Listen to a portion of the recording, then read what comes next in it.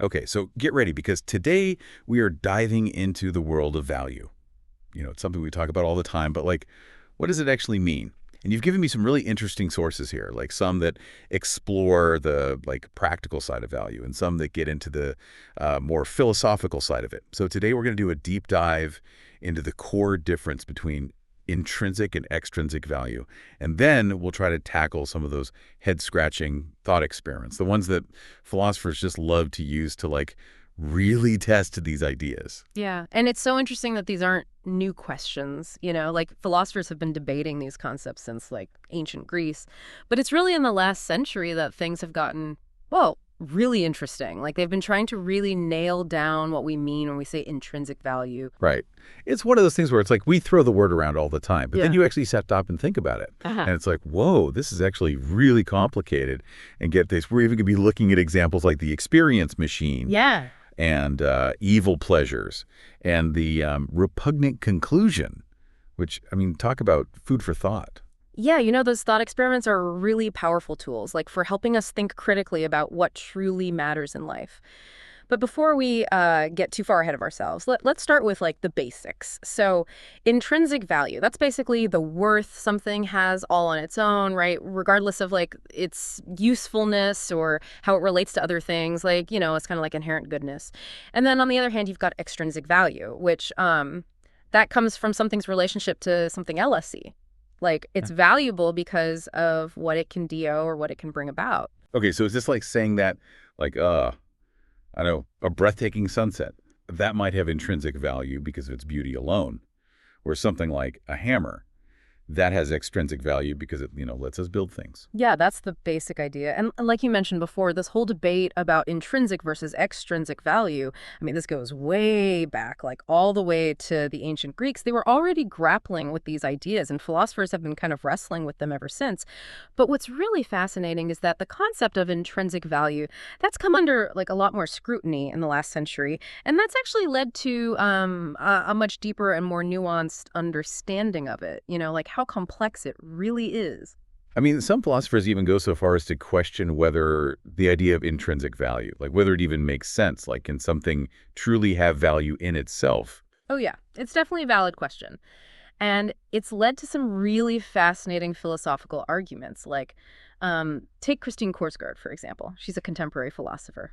And she argues that, like, we need to be careful. Like, we need to distinguish between what she calls final value and intrinsic value. So final value is the value something has as, like, an end goal. Well, intrinsic value is supposed to be, that value that's just, like, inherent to the object itself, regardless of its relationship to, like, anything else. Okay, so what I'm hearing is that Korsgaard is basically saying that something can be valuable, as an ultimate goal, without necessarily having value just like by existing. Yes, exactly. And she uses the example of like, beautifully crafted enameled frying pans. Like they might be incredibly well made and like aesthetically pleasing, which makes them valuable to like, a collector. But that doesn't automatically mean that they have intrinsic value, like independent of someone appreciating them. I'm picturing like a museum exhibit now. Mm. Behold, the frying pan of the ages. So what do you think? Do you agree with Korsgaard on that? Or could those kinds of objects actually have intrinsic value? I mean, it's a really tricky question. And it's something that, philosophers are still debating. And to make things even more complicated, right? You've got another philosopher named Peter Geach. And he offered a pretty sharp critique of G.E. Moore's view of intrinsic value. So Moore, he believed that good was like this simple, indefinable property that could just exist all on its own. But Geach argued that good always has to relate to a specific kind of thing. Okay, I think I'm going to need an example for that one. Okay, sure. Think about the phrase good singer.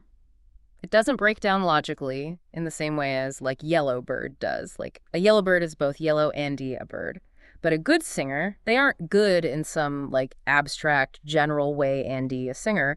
The goodness is specifically tied to their singing. It's like saying, delicious cake.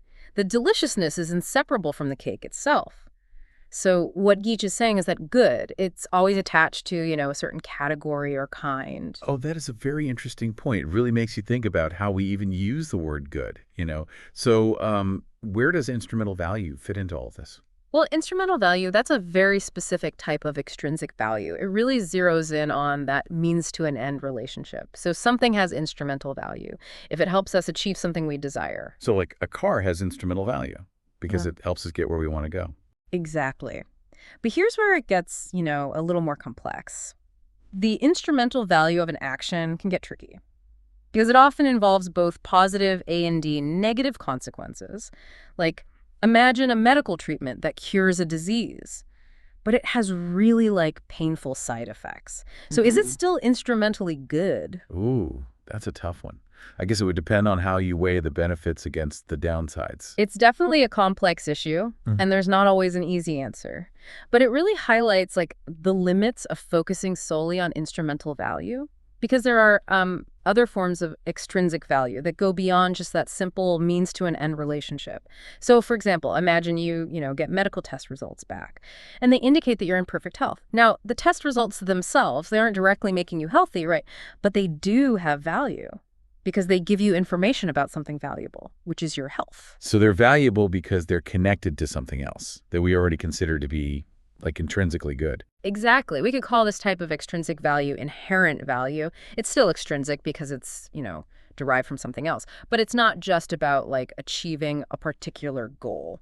Okay, I think I'm starting to see the nuances here. So how does all of this connect to ethical theories? Like utilitarianism, for example. I'm curious to see how this all ties together. So utilitarianism at its core is all about maximizing overall well-being. It's what we call a consequentialist theory, meaning that it judges whether an action is morally right or wrong based on its outcomes. And, it's really interesting to note that utilitarian thinkers like Jeremy Bentham, they were actually way ahead of their time in advocating for social reforms, like the abolition of slavery and the decriminalization of homosexuality. That's right. They actually use their moral framework to push for positive changes in society. But utilitarianism has run into some pretty tough challenges too, hasn't it? It definitely has. And one of the most famous challenges is something called the Repugnant Conclusion. And it's a thought experiment that reveals, some potential problems with a purely quantitative approach to utilitarianism. So imagine a world with a massive population where everybody is experiencing a low but still positive level of well-being. Now, this world, because of the sheer number of people, right? It might actually have a higher total amount of well-being than a smaller world with fewer people. But where those people have a much higher average level of well-being. Okay, so the repugnant conclusion, that suggests that utilitarianism might actually lead us to favor a world that's just packed with people, even if everyone's individual life is kind of blah. Yeah, you get it. It really challenges us to think about whether, simply trying to maximize the total amount of well-being is always the best or, the most ethical way to go. So what would you do? If you were faced with this kind of moral dilemma? Oh, man, that is a really tough one. It feels so counterintuitive to choose a world where everyone is objectively worse off, even if there's more total happiness floating around. I know, right? And that's why this repugnant conclusion idea has sparked so much debate among philosophers, because it forces us to really wrestle with these complexities of population ethics and what it truly means to try and create a better world. And speaking of future generations, that brings us to another really thought-provoking philosophical problem, the non-identity problem. And this one really makes you think. Yeah, the non-identity problem, that pops up. When we start to consider, how our actions today might affect who is born in the future. So imagine a scenario, right, where we have to choose between conserving resources for future generations or, using those resources up for our own benefit. Okay, so let's call that the depletion case. Okay, yeah, the depletion case. I like that. So in the depletion case, if we choose to conserve resources, it's likely that a totally different group of people will exist in the future than if we chose to, deplete those resources. So does that mean it's wrong to harm future people, even if those specific people wouldn't have existed if we had made a different choice? Because, if we hadn't made that choice, they wouldn't even be around to experience the harm. Yeah, that gets right to the heart of the non-identity problem, and it's a real head-scratcher. So how have philosophers tried to, tackle this problem? Well, there are a few different approaches. Some philosophers say that we should just bite the bullet and accept that actions that affect who is born, those aren't morally wrong. Others suggest that we should consider the concept of non-comparative harm, which is like the idea that bringing someone into existence with a low quality of life, that's harmful to them, even if it's still better than not existing at all. So even if their life is still worth living in some sense, it could be considered harmful if it's, if it falls below a certain standard of well-being. That's exactly the idea. And then there are the rights-based approaches, which focus on whether an action violates someone's rights, regardless of whether it actually makes them worse off overall. So to apply that to our depletion case, right? A rights-based approach might say that future generations automatically have a right to a certain level of resources, regardless of whether using up those resources would actually prevent them from existing. You nailed it. It kind of shifts the focus from harm to rights, which totally changes the whole conversation. Whoa, this is getting really complex. But it's also incredibly fascinating to think about how all of this could impact our actions today. Oh, it totally does. And there's this one more detail I find particularly interesting. So a philosopher named David Boonin, he suggests that our gut feeling that actions like those in, the depletion case are wrong. It actually comes from a kind of mix up. We tend to think about them like typical cases where harm is really obvious. But the non-identity problem, that throws a wrench into things because, the very existence of the individuals involved is directly tied to the action being considered. So he's saying that we're trying to apply our usual moral instincts to a situation that's totally unique. Exactly. And that might explain why this non-identity problem feels so darn perplexing. Wow. We have covered so much ground already, from, intrinsic and extrinsic value to utilitarianism and this mind-blowing non-identity problem. And it's clear that this concept of value, it's got way more layers than we might initially think. Oh, for sure. It's a real deep dive. And to help illustrate, these concepts even further, I think it's time to move on to some more specific thought experiments. Are you ready for round 2? Bring on the brain teasers. I'm all for it. And I bet our listeners are ready to, stretch their minds a bit too. Okay, so let's kick things off with one of the most famous thought experiments in philosophy, Robert Nozick's experience machine. So picture this. You have a machine that can give you any experience you desire. Writing a best-selling novel, forming deep friendships, traveling to exotic locations, all while you're just chilling in a tank with electrodes attached to your brain. The big question is, would you plug in? Okay, I'm already feeling a little hesitant about this one. On the one hand, a guaranteed life of happiness and fulfillment, sign me up.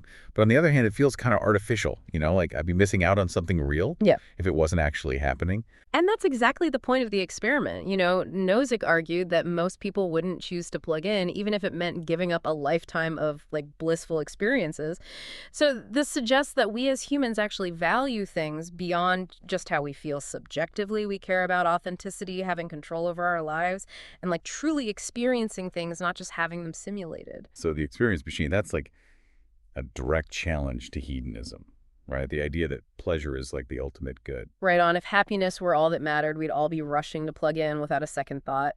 But our reluctance suggests that we place value on things like autonomy, the ability to make real choices, and genuine connections with the world and the people around us. I think we've all had those moments where we've had to choose between the easy path and the path that feels more meaningful, even if it's harder. But even if we reject the experience machine, it still leaves the question of what else contributes to a good life. Are there objective values beyond just happiness? That's where philosophy gets even more interesting. Objectivist theorists believe that certain things are inherently good for us, regardless of our personal desires or feelings. This might include things like knowledge, creativity, meaningful relationships, and moral virtue. What do you think about that? Do any of those resonate with you? Absolutely. It's not just about, feeling good, but about striving to live a life that reflects certain values. It's like someone might enjoy counting blades of grass all day long, but an objectivist theorist might say they're missing out on other more important goods. That's a great way to put it. Objectivist theory proposes that there's a sort of hierarchy of values, and some things are simply more worthwhile to pursue than others. But of course, this raises all kinds of questions about how we determine which values are truly objective and how we decide which ones to prioritize when they conflict. It's like we're trying to come up with a one-size-fits-all formula for a good life. But wouldn't you agree that there has to be room for individual variation? For sure, objectiveless theorists aren't necessarily advocating for a rigid, universal approach. They acknowledge that people have different talents, different things they're naturally drawn to, and different opportunities in life. But they do maintain that there are fundamental goods that contribute to a flourishing life, regardless of individual circumstances. Okay, so we've talked about hedonism, where pleasure reigns supreme, and objectiveless theory, where certain values are considered inherently good. What about desire theories? How do they fit into this whole puzzle of value? Desire theories put the focus on the satisfaction of our preferences. They argue that what makes a life good for someone is simply getting what they want. Sounds pretty straightforward, right? So if someone genuinely wanted nothing more than to count blades of grass all day, a desire theorist would say that fulfilling that desire is actually contributing to their well-being. You got it. And at first glance, it seems like a very subjective approach. But don't be fooled. Desire theories have their own set of challenges. For example, what happens when we encounter what some might call bizarre or defective desires. Like someone who has a burning desire to, say, eat dirt or collect lint, Mm-hmm. those wouldn't exactly top my list of life goals. Those are great examples. Or on a more serious note, what about desires that could be harmful either to the person themselves or to others? Would we really want to say that satisfying any desire, no matter what it is, automatically contributes to a good life? That's a really important point. It seems like desire theories might need some sort of limits to avoid those kinds of problematic situations. You're right, and philosophers have put forward all sorts of modifications to deal with these concerns.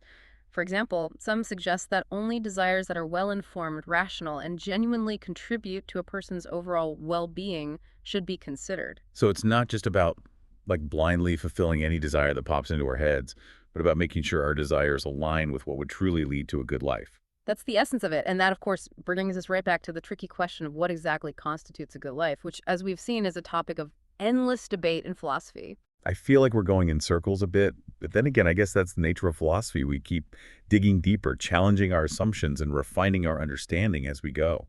You've got it. It's a continuous journey of exploration, and as we delve deeper into these different ideas about value, we inevitably run into ethical dilemmas that force us to apply these concepts to real-world situations. It's like that non-identity problem we were just discussing.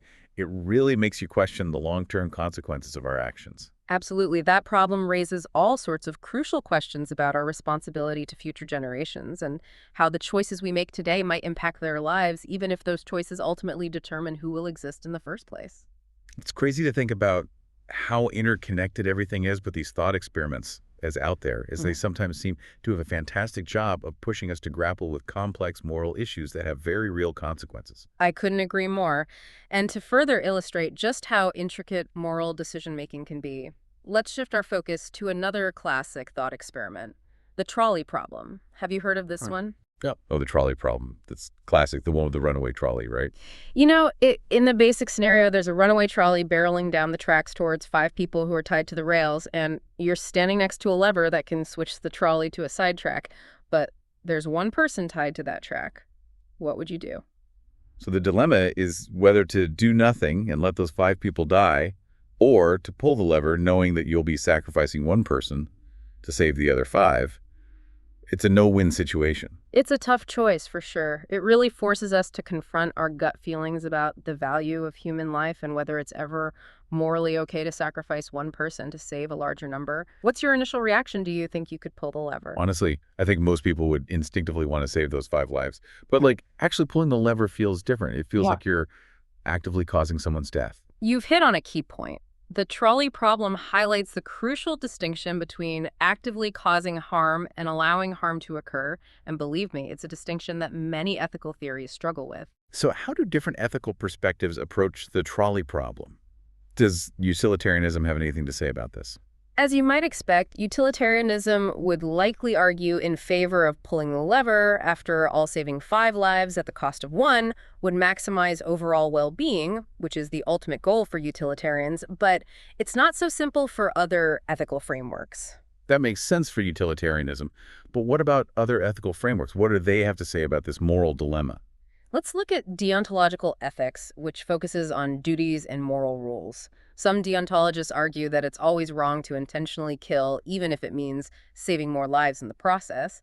They might say that pulling the lever makes you morally responsible for the death on the sidetrack, whereas not doing anything means you're simply allowing the trolley to run its course, and that's a different kind of moral calculus. So it's like a battle between the consequences of the action and the principles behind it that's fascinating. Exactly. And to make things even more interesting, philosophers have come up with countless variations of the trolley problem. And these variations add even more layers of complexity to these moral dilemmas. For example, what if the one person on the sidetrack was someone you loved? Or what if instead of pulling a lever, you could push a large person onto the tracks to stop the trolley sacrificing them to save the five? What would you do then? Oh, wow. Those variations really raise the stakes. It makes you wonder if there are actually any easy answers in ethics. That's the thing about ethics. There rarely are the trolley problem, even though it's hypothetical, shines a light on the complexity and the nuance involved in making moral decisions, especially in situations where different values are clashing and lives are on the line. It's a good reminder that ethics isn't about finding simple black and white answers.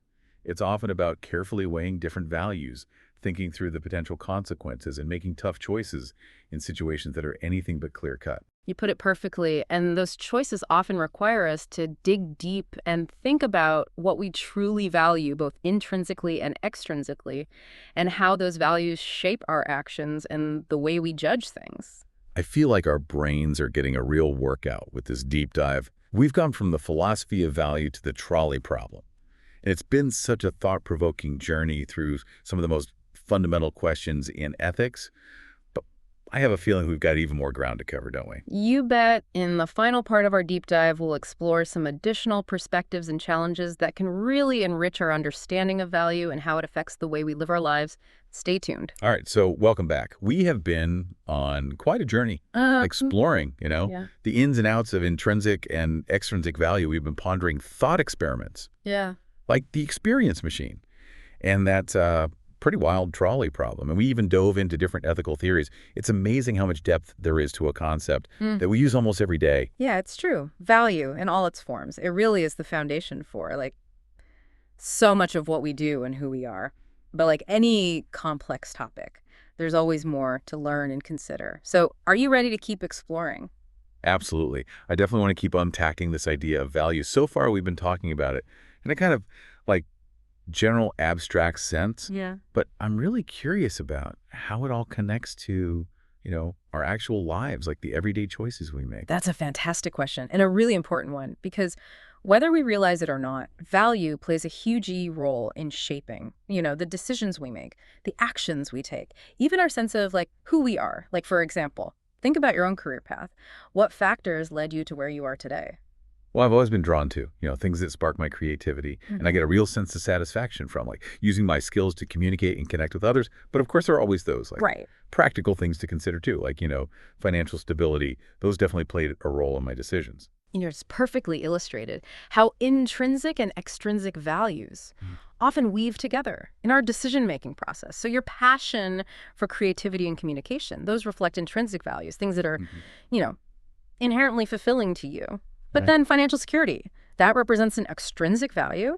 It's something you desire because of the benefits it brings. Right. It's like we're constantly trying to strike that balance Yeah. between what personally lights us up Yeah. and what we need to do to, And navigate the real world. exactly. And this back and forth between intrinsic and extrinsic values. I mean, it shows up everywhere in our personal relationships, in our political beliefs, even in the way we approach global issues.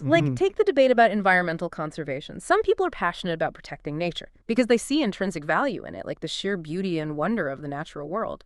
But others might focus more on its extrinsic value, the resources it provides, and the ecosystem services Yeah. that are essential for human well-being. So even when people agree on, a shared goal, their motivations might come from different ideas about what's valuable. You got it. And understanding these diverse perspectives, it can really help us make sense of why people sometimes come to, different conclusions or prioritize different actions, even when they share a common concern. It also highlights how important, open and honest communication is. If we can take the time to truly understand where someone else is coming from, it can make a world of difference. But even with the best intentions, it seems like conflicts of value, those are bound to happen. So how do we how do we handle those situations? Well, that's a challenge we all face, both as individuals and as societies. And there's no, like, magic formula for resolving those conflicts perfectly. But I think. simply being aware of, the different types of value at play, that can give us a more solid framework for making thoughtful decisions, well-rounded decisions. Wouldn't you agree? I think so, too. Can you, give me an example of how that might look in a real-life situation? Okay, sure. Imagine you're part of, like, a community project to develop, a vacant lot in your neighborhood. Some residents might be all about creating a park, emphasizing, the intrinsic value of green space and recreation.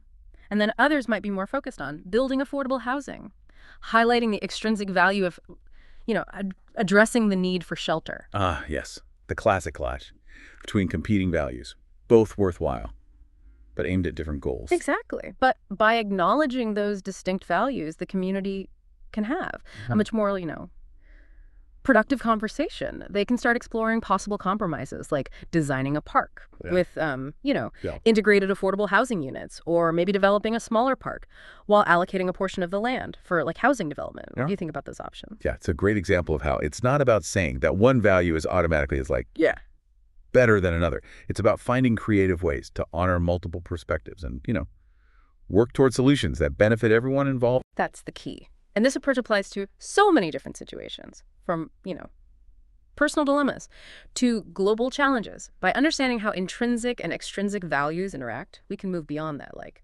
simplistic either thinking and find more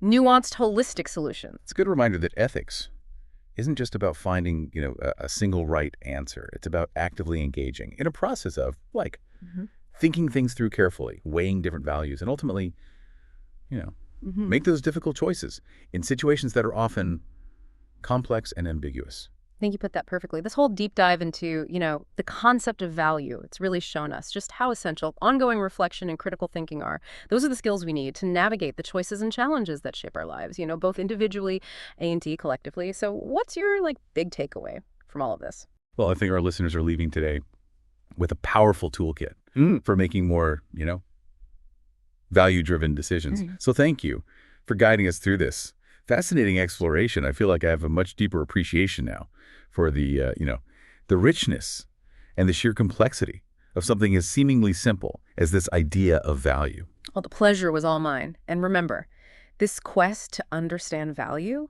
it's a lifelong journey. So keep exploring, keep asking those tough questions, and embrace those, those moments of insight when they come. And to all of you listening out there, thank you so much for joining us on this deep dive. We hope you've enjoyed the ride as much as WE have.